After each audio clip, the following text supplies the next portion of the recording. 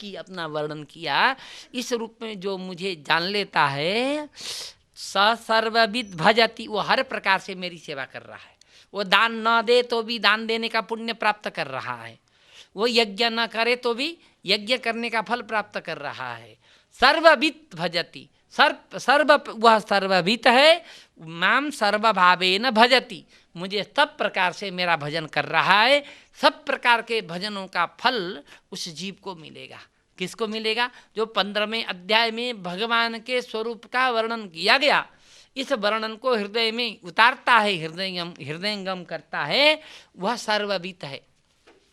और उसको सर्वभावेन माम भजति, हर प्रकार से मुझे भजा हुआ है, उसने ऐसा मान लेता हूँ। अर्थात सर्व प्रकार के भजनों का जो फल मिलता है वह फल उसे मिल जाता है सर्वभावेन भारत।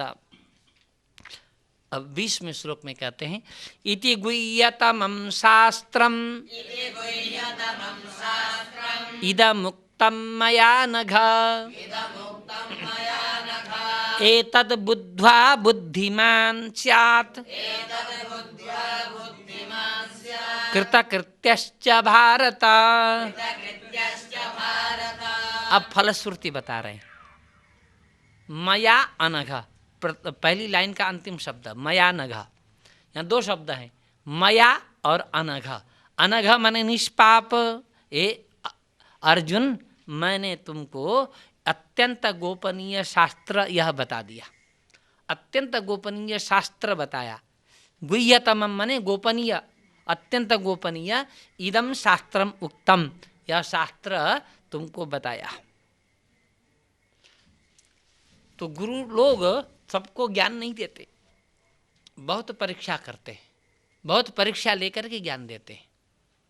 इसलिए नहीं देते कि यदि व्यक्ति साधक नहीं है, उपासक नहीं है, योग्य नहीं है, शिष्य नहीं है, तो ज्ञान का दुरुपयोग करेगा। आज बहुत लोग ज्ञान का दुरुपयोग करते हैं। एक व्यक्ति ने वेद शास्त्र सब कुछ पढ़ा, पढ़ करके एक देवासुर संग्राम पुस्तक लिखी, और देवासुर संग्राम में ऐसा शास्त्रों का सबका ऐसा खंडन किया है, सब उल्टा उल्टा तर्क दे करके मांस खाना बहुत अच्छा है यह सिद्ध किया है, शराब पीना बहुत अच्छी बात है यह सिद्ध किया है, शास्त्र पढ़ करके कि देवता लोग भी शराब पीते थे ऐसा सिद्ध किया है, सुरा पीते थे, तो मदिरा से युक्त यज्ञ होते थे प्राचीन काल में, ऐसा ऐसा उल्टा उल्टा तर्क दे करके यह सिद्ध किया है उसने कि गलत चीज नहीं है ये सब। ओशो रजनीश ने क्या लिखा थी, पढ़ा लिखा आदमी, ओशो रजनीश ने अपने को भगवान सिद्ध किया और समस्त स्त्रियों को भोग्य लिख दिया उसने, बहुत गलत चीज लिखा है। ऐसे ओशो रजनीश जैसे 65 भगवान हो चुके हैं अभी तक, कुछ मर चुके हैं, जो जीवित है उनमें से 45 भगवानों को डायबिटीज है, हार्ट की बीमारी है, तो ऐसे भगवान हैं। अभी भगवान कहलाने वाले और हैं, कुछ 2-4 अभी उस लाइन में हैं कि लोग मुझे भगवान कहें, मैं बीज मंत्र दे दूंगा, कुछ दिन में कहेंगे मंत्र बीज अपने की जरूरत नहीं, मैं भगवान हूँ, मैंने देख लिया तो हो जाएगा, बस दीक्षा लेने आना।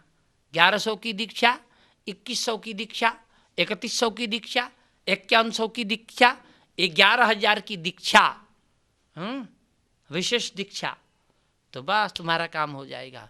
कुछ तो हरी चटनी और लाल चटनी से ही कृपा करने वाले हैं, तो ऐसे भगवान बहुत आने वाले हैं, बहुत जल्दी जल्दी आने वाले हैं।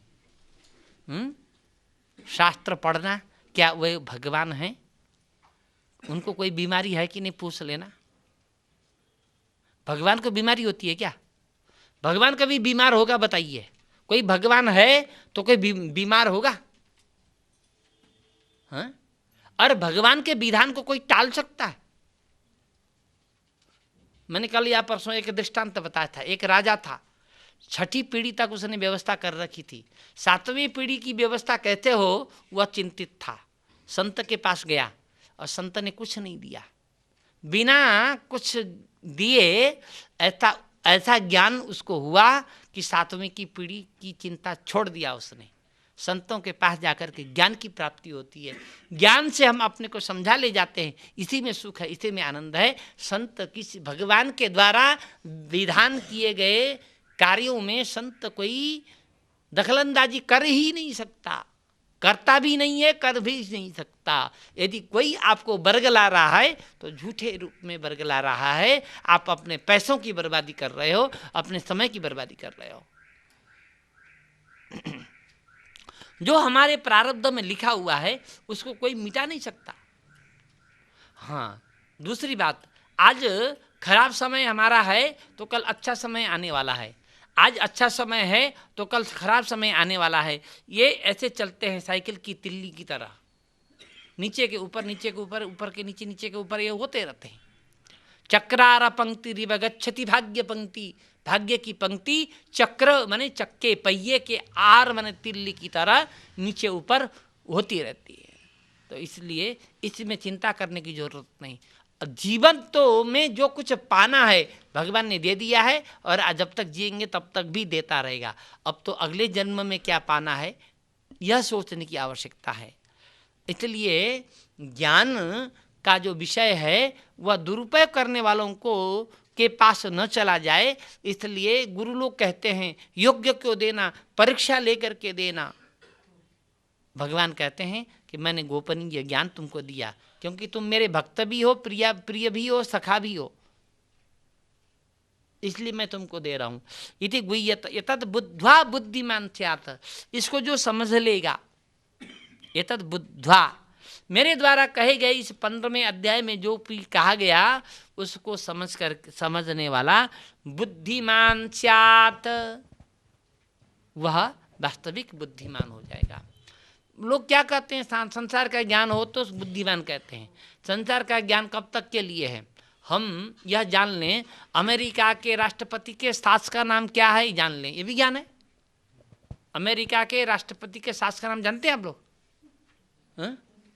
अमेरिका के राष्ट्रपति के सास का नाम बताइए, कोई जानते हैं? कुछ लोग तो यार जानते भी होंगे, उनकी पत्नी का नाम जानते हैं, उनकी दोनों लड़कियों का नाम जानते हैं, सास का नाम भी जान जाएंगे। यह ज्ञान कब तक काम आएगा हमें? हाँ, जो कंपटीशन में बैठने वाले हैं उनको लिए काम आ सकता है, आपके हमारे उसके किस काम में आएगा? गीता का एक श्लोक भी पढ़ें तो बहुत काम आएगा, ध्यान रखिएगा। क्योंकि गीता का जो ज्ञान है वो केवल शरीर का ज्ञान नहीं है, केवल संसार का ज्ञान नहीं है। मैंने शरीर का भी ज्ञान है, संसार का भी ज्ञान है, और संसार छोड़ करके जाने के बाद भी काम देने वाला ज्ञान है। तो इस ज्ञान को रखना होगा, उसको बुद्धिमान कहा गया है। कृतकृत्यश्च भारत, जो इस 15वें अध्याय में मैंने अपना जो वर्णन किया है उसको बूझ करके समझ करके पढ़ने वाला बुद्धिमान हो जाएगा और कृतकृत्य हो जाएगा। कृतकृत्य माने धन्य, कृतकृत्य का अर्थ मैं कृतकृत्य हो गया, माने मैं धन्य हो गया। धन्यवाद देते हैं ना लोगों को, धन्य हो जाना, कृतकृत्य हो जाना, मैं कृतकृत्य हो गया, ऐसा कहते हैं। भगवान कहते हैं कि इस 15वें अध्याय का विस्तार पूर्वक अध्ययन करे, परिशीलन करे, गहराई में उतर करके मेरा चिंतन करे तो वह बुद्धिमान भी होगा और कृतकृत्य भी हो जाएगा। इस तरह से 15वें अध्याय में पुरुषोत्तम योग का वर्णन हुआ। वास्तव में पहले दूसरे दिन और आज ही विशद व्याख्या हो पाई है। विशद व्याख्या इसको कहते हैं, लेकिन 15 दिन में संभव नहीं है।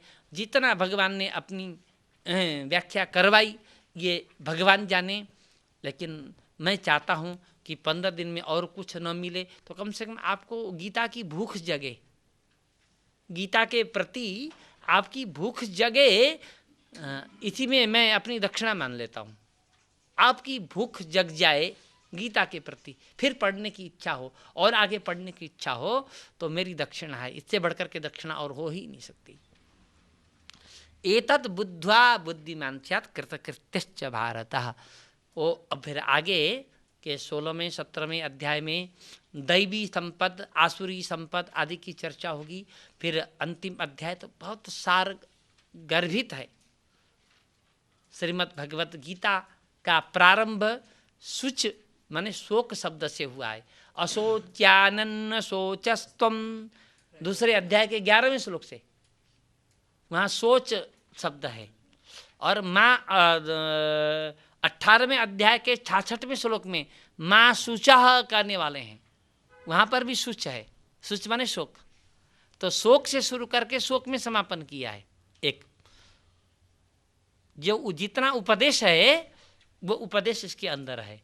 और भूमिका को लें, फलश्रुति को लें तो धर शब्द से गीता का प्रारंभ और म शब्द से गीता का समापन किया है।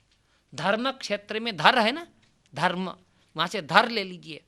और अंतिम श्लोक है मम, अंतिम में म है। धर्म के अंदर में संपूर्ण गीता को बांध रखा है। हमें गीता को सुनने के लिए, जानने के लिए, एक एक अक्षर को समझने के लिए रुचि हमारी बढ़े, हमें भूख जगे। हम भगवान से यही प्रार्थना करते हैं। ओम तत्सदिति श्रीमद्भगवद्गीतासूपनिषत्सु ब्रह्म विद्यायां योगशास्त्रे श्रीकृष्णार्जुन संवादे पुरुषोत्तम योगो नाम ध्यायः। ओम पूर्णमदः पूर्णमिदं पूर्णात् पूर्णमुदच्यते पूर्णस्य पूर्णमादाय पूर्णमेवावशिष्यते। ओम शांति शांति शांतिः।